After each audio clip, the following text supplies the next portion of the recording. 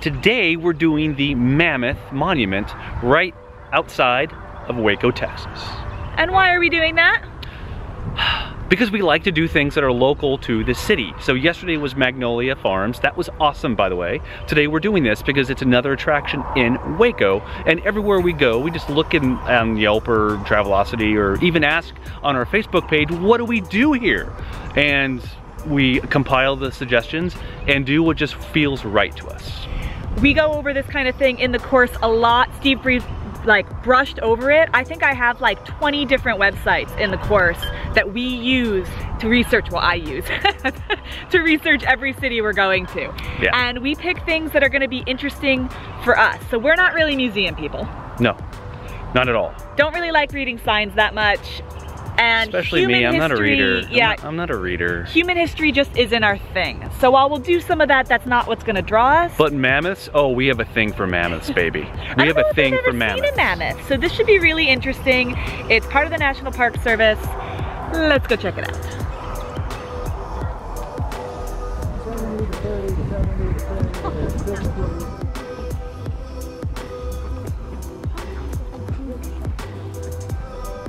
People in my experience, when they think about the words Ice Age, they tend to think of a picture sort of thing. The male on site, based on measurement, seems to have been about 14 foot tall at the shoulder.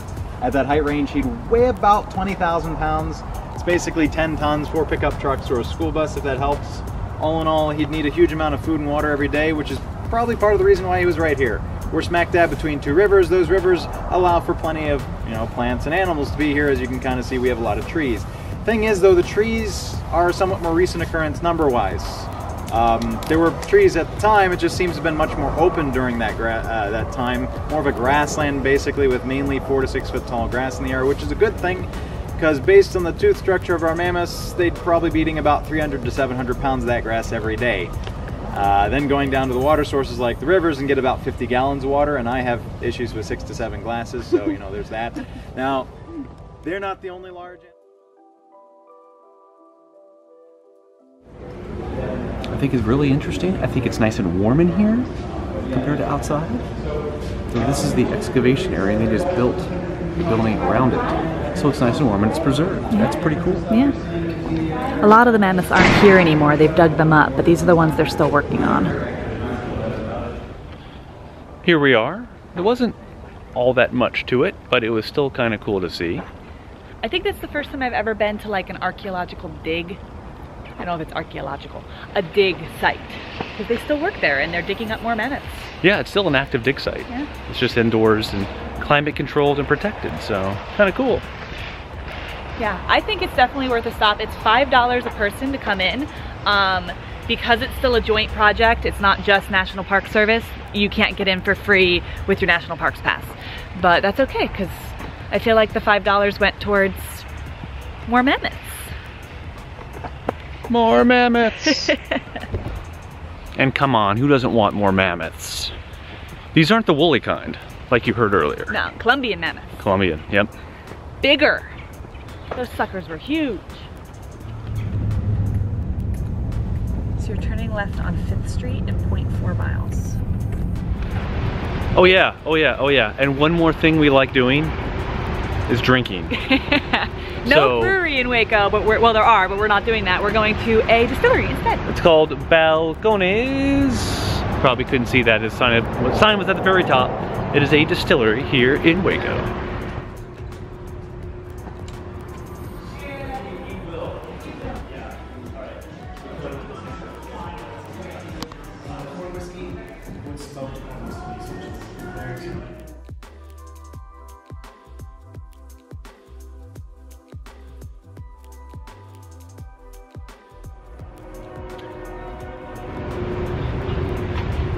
We're gonna go back home after the tasting at the distillery.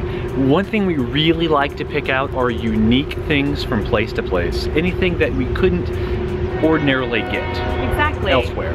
And this distillery is, I think it's only here. There's only one place, right?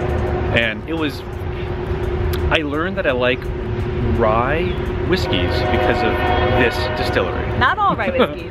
but their rye whiskey. Exactly. Yeah. Yep. So that's why you look for fun things you like as the train goes by. And It never fails. It never fails. Okay, let's go back home. We're back at the Airstream, obviously. How do you find these places? Where do you want to go? That's one of the big questions with RV travels. Now, you could just show up to places like here in Waco and look it up and ask locals and figure out what you want to do, which is great if you have a good amount of time. Or, huh, Penny? Both. You can do what I do is make these crazy possibilities maps. So this is our 2019 possibilities map. Some of you may remember the video where I showed you our 2018 possibilities map and how you create your own Google Maps. I'll link that up above. We go into a lot more detail on how to make maps like this for your travels in the course as well. And I mean a lot more detail. But this is my possibilities map for this year. And this is all of the cool things that I have managed to find while researching the states we're going to be going in. So you can see we're in Texas now. There's a few here, but I seriously researched our route up. And this actually helped me decide our route up and where we were going. And I stopped, so you won't see any up in Vermont or Maine, even though there's lots there because I knew we weren't going to go there. So I just spent a lot of time on the websites I like to use for our hobbies, trying to find the coolest places to go in the states we were going to be in, and that's how I decided our route, and those are what you're going to see for the rest of this year. But I'm looking at photography and natural sites with waterfalls and hikes, because you know we love the natural beauty, and then just cool amusement parks, places to get a nice beer for Steve, stuff like that. Just really interesting stuff that goes along with our hobbies. Your travel map would probably look different because everyone has different ideas of what they want to see and what they want to do and where they should go. But I highly recommend this as a way of kind of planning your journeys and figuring out where in the world you should go, because it really helps me. Okay, here's the truth. One of the things we love about RVing is you're out in nature all the time and you get to experience the world around you. One of the things we don't like about RVing is you're out in nature all the time and you get to experience the world around you. When it's not so great, you feel it that much more. It's been raining here for, it seems like days, overcast, cool, windy for days. And eventually it starts to wear on you a little bit, especially when you're in a 200 square foot rig. When it's nice, it's great. When it's not so nice, it's not so great. It's not always going to be just fantastic like the pictures you see on Instagram. That's not the way it is all the time.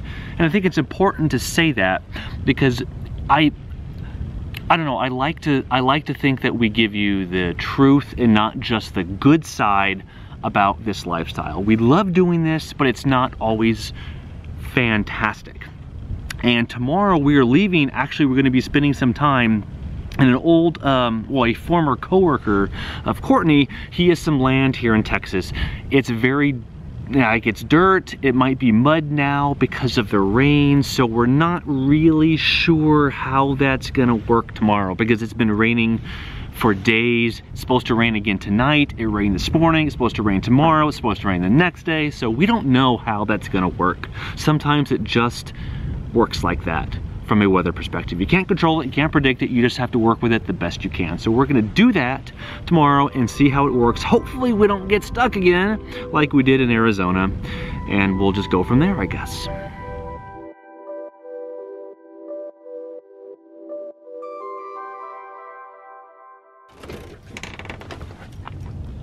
Bye. Okay, let's go back inside. Okay. All right. We've had a great time in Waco. We did the Magnolia Farms yesterday. We did Mammoth, the National Monument today. Both of those were a lot of fun. Plus some whiskey, distillery tasting. Yeah, there was that too. Yeah. Because why not? We like to drink. There's whiskey here. Why not do it?